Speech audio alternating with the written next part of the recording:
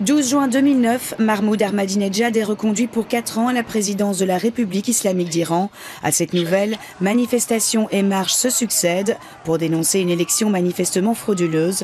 La répression est sanglante. Dans les mois qui suivent, les arrestations arbitraires dans tous les milieux de la société se multiplient.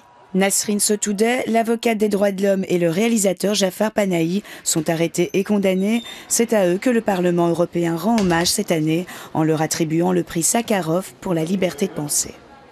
Je pense que l'Iran est un pays dans lequel il se passe des choses sur le terrain des droits de l'homme, sur le terrain de la peine de mort, sur le terrain d'une série de violations régulières. Ensuite, c'est un pays qui se trouve géographiquement à un endroit tout à fait stratégique par rapport à ce qui se passe en Syrie. Et le régime iranien est dans une prise de position vis-à-vis de la Syrie qui est totalement contraire à celle de l'Union européenne. Ces deux Paris sont lieux d'exil forcé que Karim Laïdji poursuit depuis 30 ans son combat pour la défense des droits de l'homme en Iran. Mon parcours est identique de celui de Nasrin Sotoudeh, avocat des prisonniers politiques. J'ai appris en 1981 qu'un mandat d'arrêt a été décerné contre moi. J'étais obligé de quitter clandestinement le pays et via la Turquie. Je suis arrivé en France en avril 1982. Et dans ce contexte aussi que Nasrin, comme avocate des prisonniers politiques, a été arrêtée. Elle a été condamnée à 6 ans de prison avec privation d'exercer sa profession d'avocat. Pour faire de pression sur Nasrin, de temps en temps, par exemple, ils coupent les visites hebdomadaires. Ils font des pressions aussi sur sa famille. En juillet dernier, son mari et sa fille de 12 ans ont été interdits de quitter le pays. Avec ce genre de pression, même symbolique. Et en fait, ils veulent briser la volonté et la résistance de Nasrin. Et contre cette politique répressive secondaire, elle a commencé sa 4e grève de la faim. Avocate iranienne en exil et prix Nobel de la paix en 2003, Shirin Ebadi confirme son état de santé est des plus alarmants.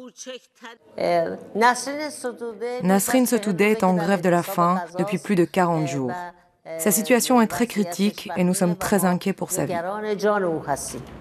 L'histoire ne s'arrête pas là, la répression du régime s'exerce même dans les milieux artistiques. Après avoir été interdit de se rendre au Festival de Cannes en 2010, Jafar Panahi, réalisateur internationalement reconnu, est condamné à 6 ans de prison et 20 ans d'interdiction d'exercer son métier. Le régime ne lui pardonne pas d'avoir participé aux manifestations post-électorales. Son cinéma libre fait peur et pourtant... Et Jafar Panahi, c'est pas un cinéaste politique. C'est un cinéaste, on pourrait dire... qui a un regard moral, on va dire, qui a une éthique dans son regard, dans son appréhension de la réalité chez lui. Il est profondément iranien. C'est pas du tout un cinéaste qui veut désigner, attaquer. C'est quelqu'un qui a une capacité métaphorique très forte. Désormais en résidence surveillée, Panahi, bravant les interdictions, livre sur une clé USB, sorti clandestinement d'Iran, un nouveau film qu'il a appelé « Ceci n'est pas un film ».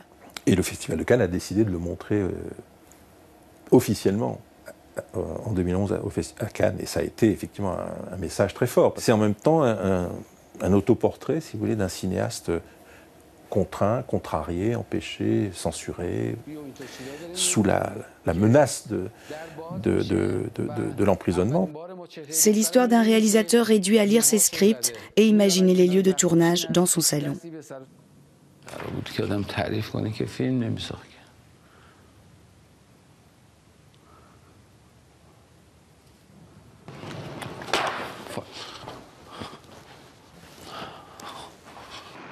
Dernièrement, la délégation du Parlement européen pour les relations Union européenne-Iran, qui devait se rendre à Téhéran, a annulé sa visite. En cause, le refus des autorités iraniennes de pouvoir rencontrer Nasrin Sotoudeh et Jafar Panahi. Cependant, ce n'est pas pour autant que le travail de la délégation doit être suspendu.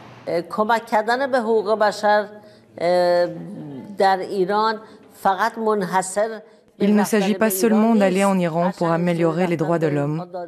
Bien qu'ils n'aient pas eu l'autorisation d'y aller, ils peuvent régulièrement donner leur rapport à ce sujet au Parlement européen et faire des recommandations sur ce qu'il faut faire pour améliorer les droits dans le régime iranien.